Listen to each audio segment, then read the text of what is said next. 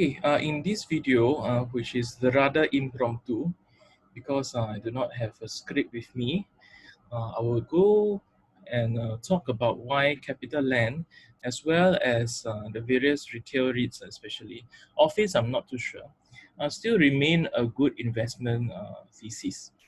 Okay, of course, many esteemed investors, such as Peter Lynch, have always believed in those kind of industries which will never be sunset, which will be undisruptable. So they are very hard to disrupt. Okay, and I believe that retail, especially office, maybe not 100% sure, but retail as well as property counters are always, and companies will always be relevant. Okay, why do I think that retail will always be relevant? Okay, if you actually go around the various shopping centers, you realize that footfall is back to pre-COVID levels.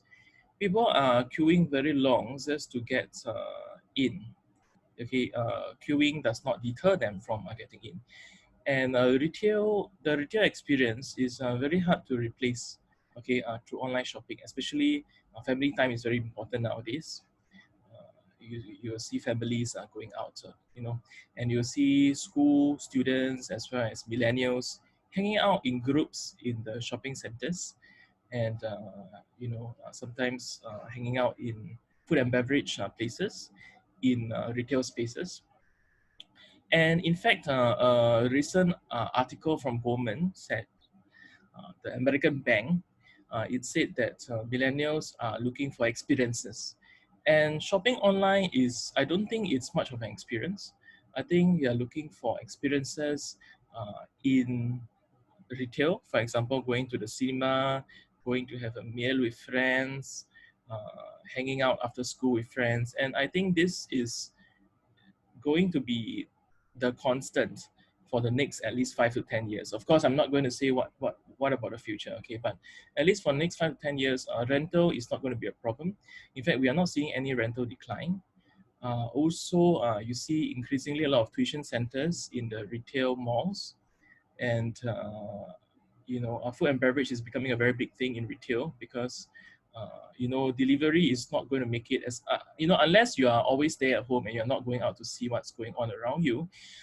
You will realize that many people do prefer to just eat there because delivery can be late. You have to wait, and sometimes the food is cold, the quality is dropped. Therefore, there will always be a market for this actual physical stores, be it F&B as well as clothing stores, because really with at the clothing store you can get a proper sizing. You can try it out, and especially girls, they want to try it out and see if it looks good on them. Okay, so really shopping is an experience that many people enjoy, and therefore retail will not be going away, at least in the next few years, especially with the vaccine out. These retail office REITs, they are tremendously undervalued, and really it's a good buy. So do not have to be worried about naive and even distracting voices. Okay, work from home, various analyst reports have mentioned that it's not expected to be a permanent change. I have yet to interview senior management about this. I will ask some people who are in senior management what are the views on work from home, whether this will be the new normal. I think the prevailing attitude is that yes, there is some level of work from home, but it is, actually bosses prefer that there's more office, or rather physical collaboration in the office. Now, regarding the office, because I do not have much experience, I cannot say unless I have reviewed all the data. But as far as retail, I think it is pretty common sense. Okay, and also capital land and city development, condominiums are always in demand. In the past, 82% of Singaporeans live in HDBs, but in just a few years, it has dropped to 80%. One would foresee that in time to come, 75% of Singaporeans, 70% of Singaporeans will live in HDBs. An increasing number of people are living in condominiums, and condominium prices are on the rise. And actually, all this, it is integrated development, which means that the shops are just downstairs. Okay. Now, these shops may be convenient F&B outlets. These shops may be tech shops, handphone shops.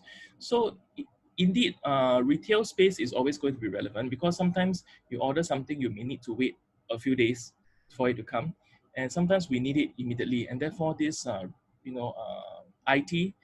IT stalls and all that, I think we will still be relevant because some people want to test out these IT gadgets also. So in fact, if you observe around, if you have been going out, of course, if you are social hermits and you don't see anything, then it's very hard for you to have that common sense. But as far as those of us who have been around in Singapore have been observing, the malls are super packed. Okay, the malls are super packed, especially the heartland malls. And therefore, Fraser Centre Point Trust still remains a very good pick. Okay, not just as Heartland malls, but also Suntec area, a lot of young punks, a lot of young people. And if you want to make the argument that millennials and young people are not into experiences, I think that's going against what the American banks are saying. And also the traditional, the boomers and the silent generation, all that, they are still wanting to go to the shopping malls. They are still wanting to go to shopping malls. Now, millennials, I'm very sure that the trend is still existent. Okay, for the older generation, of course, it applies in an a for sure manner. That I'm pretty sure that the older generation will still, in the next 5 to 10 years, still go to these heartland malls at least. And I strongly believe Orchard and all those areas as well. I don't think that there's a very serious paradigm shift that's going to occur in the next 5 to 10 years. Definitely you may, and definitely with the COVID vaccine out, I think that within 6 months, everything will be back to normal in terms of profits. And in fact, the rental reversion, there's not much change for this REITs. So this is my view on this matter.